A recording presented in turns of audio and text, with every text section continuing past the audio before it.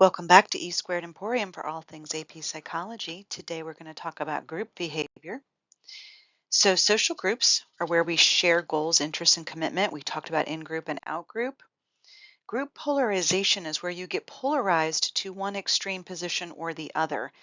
So, you're either on this side or that side. Group members take on an extreme position. We call this risky shift because together in a group, you're more likely to make a risky, extreme decision. So we become a collective mind in the group, and nobody says anything because no one wants to rock the boat. So we get polarized. We see this with current politics. So you are polarized far left or polarized far right, and group members take an extreme position. Groupthink is where we all think alike in the group. It's overconfidence in the group's decision. Group members feel so committed to their cause that they feel invulnerable. We are incapable of making a bad decision, so they don't allow any conflicting information to come in. There were several different historical times where people talked about this, like the Bay of Pigs or the Cuban Missile Crisis, where no one else was allowed in the room with a different opinion. Think about lots of corporate decisions where everyone sat around a boardroom and agreed to something and ended up really hurting the company. So yes, never underestimate the power of stupid people in large groups, and that leads to groupthink. So President Obama, when he was in the White House, he really warned about getting wrapped up in groupthink, where everyone agrees and you have no discussion or dissenting views. Ronald Reagan used to reach across the aisle to both parties in order to make sure he didn't have groupthink. We see groupthink also a lot in juries, the idea of 12 Angry Men or Runaway Jury, where the jury just like, I just want to go home. Let's just say he's guilty. I'm done. But you might bring in an outsider who actually sees it differently and will speak their truth, and that will encourage other group members to say, yeah, I'm not sure he's guilty either. So we call that the minority influence. That's the solution to groupthink. De-individuation, see the word individual? This is where you have stopped being an individual and you have lost yourself in the group. If you remember the book and the movie Lord of the Flies, where you get kind of out of control, we lose self-awareness and we can become quite dangerous in our behavior as we escalate. Within the group, like, can you tell who's who in this picture? We are anonymous. We think no one knows it's us. We have diffused responsibility. Everybody's having a food fight. I'm going to join in too. We have heightened arousal, meaning like your excitement level of your brain is heightened. We have lower inhibitions, meaning everyone else is doing it. You're going to do it too. Your inhibitions, things you would normally use to stop yourself, are gone. We have lower impulse control, so that leads to more risky behavior, and an increase in antisocial behavior. So when we see vandalism, aggression, rioting, assault, food fights, all these things, this is what we mean. You have de-individualized. When you wear masks or costumes and the anonymity that is wrapped up there, like one reason why tribal warriors used to paint their faces before going into war, it helped to increase their fierceness in battle. So part of this de-individuation. Um, they did a study where they put hoods on women, and when the women were anonymous and you couldn't see them, they actually gave more electric shocks, more fake electric shocks to other participants. In another study, when children or people are in masks or costumes, they also feel like they have anonymity. And so they did a study, would children steal more candy if they were in a group and if they were wearing a mask or a costume? And yes, they would. So we feel like we can get away with more when we're not ourselves. We have removed us from ourselves and we are anonymous and we can get away with more. Now, within groups, any group project, right? Somebody takes over the leadership position, the bossy person, the person who's going to get it done, and they guide us and they tell us what to do and they make sure we stay on deadline. But that means that somebody's doing the opposite, the social loafing. So there's always one person who feels less pressure to perform. They have diffusion of responsibility, again, depending on how large the group is. If you have a lot of people playing tug of war, you don't have to pull that hard. But if you only have 3 people playing tug of war, then you have to pull your own weight. If you're in a really big chorus, well, maybe you don't have to sing that loud. So the slackers will leave the work to the others who are more personally invested in doing a good job. And if the assignment were an individual grade, then the slacker might have to put forth more effort. So, for instance, in the tug of war example, they found each person is actually only pulling with 82% effort, not 100% effort. Now, social facilitation is when others are watching us, it actually improves our performance. They find that racehorses race faster against another horse than if you just have them racing on their own, and in front of a large crowd. And we see, sports athletics, it's better when you're in front of a large crowd that's rooting you on. So we perform simple or well-learned tasks, things that we know really well, better when we're in the presence of others. In front of an audience, we have a higher level of arousal, and that increases our motivation to do well. Now, the opposite is true if we don't know how to do something really well. That's called social impairment. So if you're in front of others and it's your first time going up to the board with a new type of math problem, it'll actually impair you and you'll find it more difficult on, another task. False consensus effect, we've talked about this before, but it comes up again here with all of this group behavior. It's a cognitive bias where we overestimate how other people share our beliefs. So you think everybody feels like you. You think your values, your ideas, your opinions are what everybody else thinks. You assume everyone else shares your opinions. And we want to conform to social norms and we want to fit in with our peers. And quite honestly, we are familiar with our own attitudes and our own beliefs, so they kind of sound better to us because it's what we know. So, for instance, assuming everyone loves pizza just as much as you do, and maybe pepperoni pizza, and maybe you're with a group of people who don't really like pizza or they don't do pepperoni. Maybe you're bad mouthing the political candidate that you don't like and you're in front of new friends and you just assumed that they feel the way that you do because, don't all teenagers feel this way or don't all people feel this way? So, superordinate goals are goals that are appealing to multiple groups and they can only be achieved when we work together. So this is often used to reduce conflict between groups. So if we want to bring that polarization of two groups, if we want to bring those groups together, we come up with a new, bigger, higher goal, like working together to pull a food truck out of a ditch or working together to confront climate change. So you can bring two groups who perceive to not like each other, two different sides together if you have a bigger goal. Like we can bring two countries together if they are trying to, say, defend World War II or something. Two countries that don't normally work together can suddenly work together. A social trap is when we pursue our own self interest and we don't trust others, we end up losing. We end up being the losers. So, yeah, don't fall for the social trap. So, what would that mean? So, logging, strip mining, overfishing, those are environmental examples. If you're playing a sport and you're being a ball hog and the coach has to take you off the ball, during COVID, people were hoarding supplies like gas and toilet paper, or they were price gouging in, after a hurricane. So when people do what's in their own self-interest, they might make short-term money, but they're in the long term going to hurt the group and it will eventually come back to you. So we call this game theory in economics. We call this prisoner's dilemma.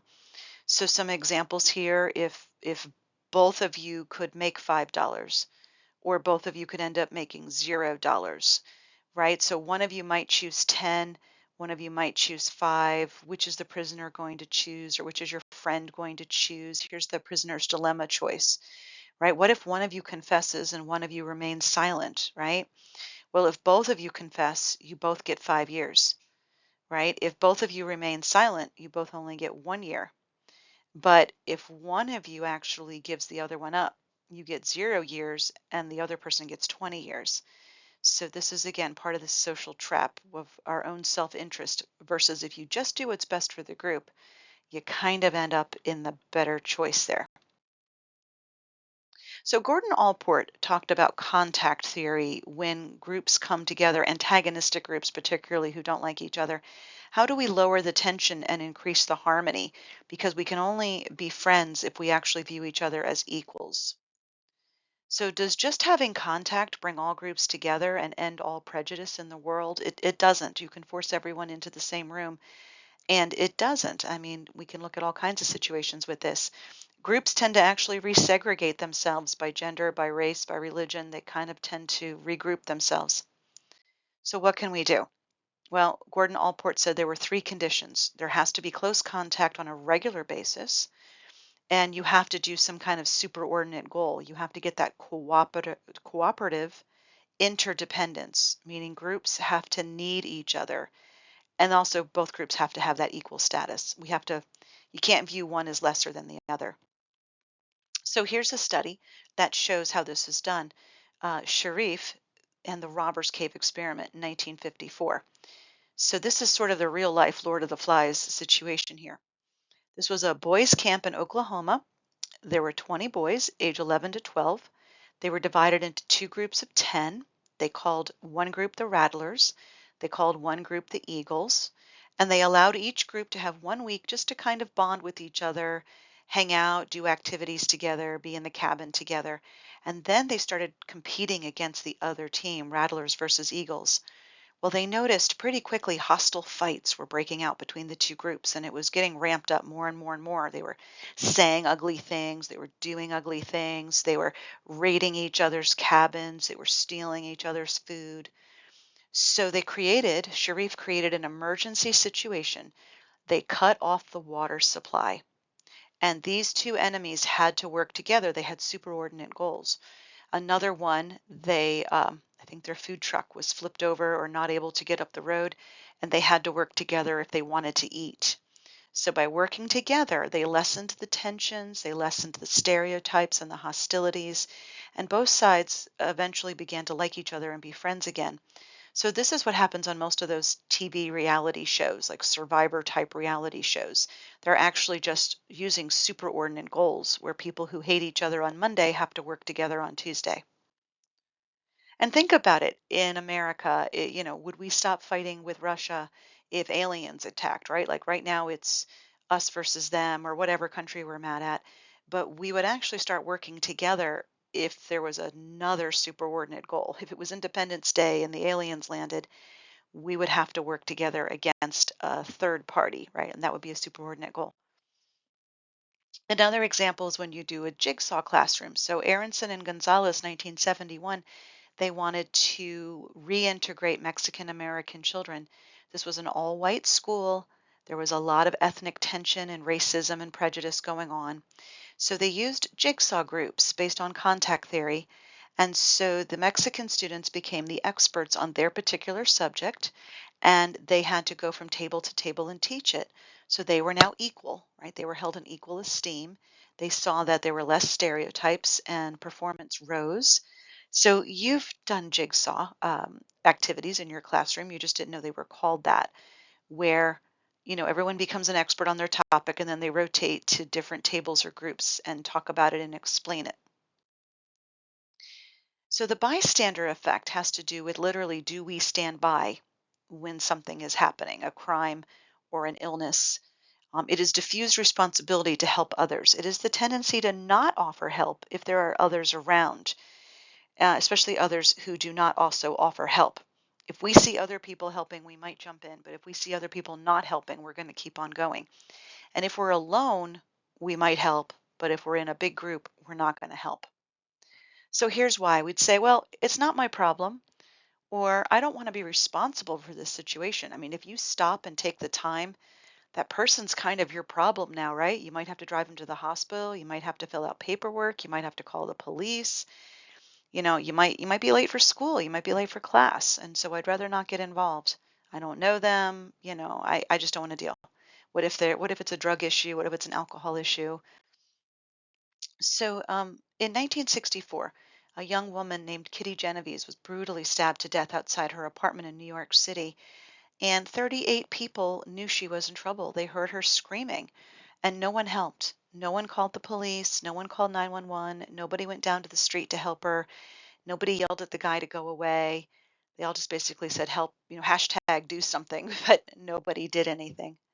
So we see the bystander effect, happening there.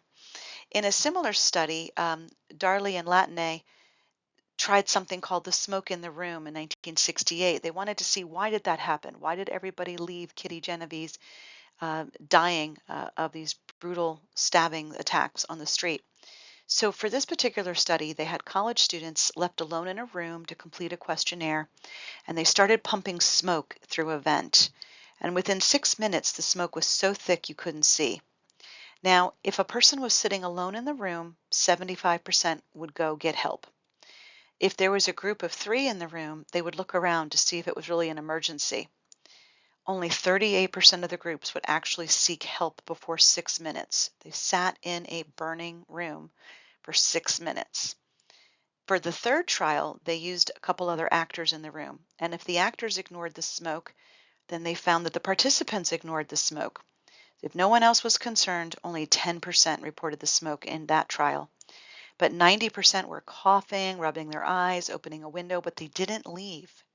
So what we see here again is when you're alone, you're more likely to get help.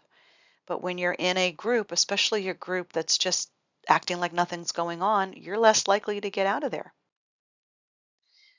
So yeah, only alone 75 went for help, and in a group 38% went for help. So in a real emergency, you have to actually tell a person. You have to either say their name or look at them directly in the eye, and you have to command them to call 911. Because if you don't, you just can't just say somebody call 911 because nobody will. They'll assume the other person's calling. You have to directly tell them to do it. And how do we know when to help? How do we know when it's a kidnapping or when it's just a child being bratty? How do we know when it's somebody having a seizure or somebody who just had too much to drink? How do we know when we really need to step in? That's a tricky situation. And when do we help?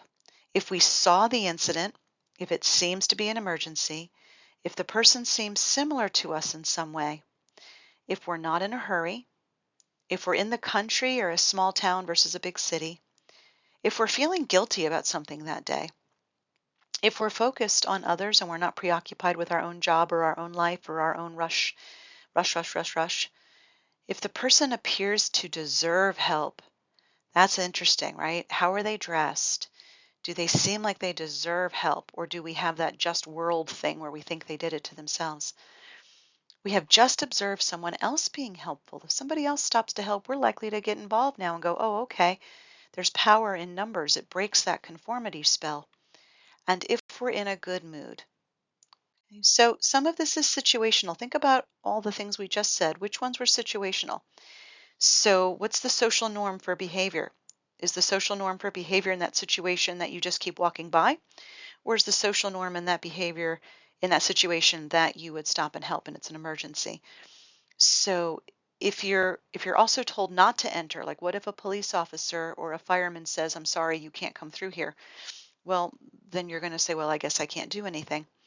Diffusion of responsibility, the more people that are present, the less likely you are to feel responsible.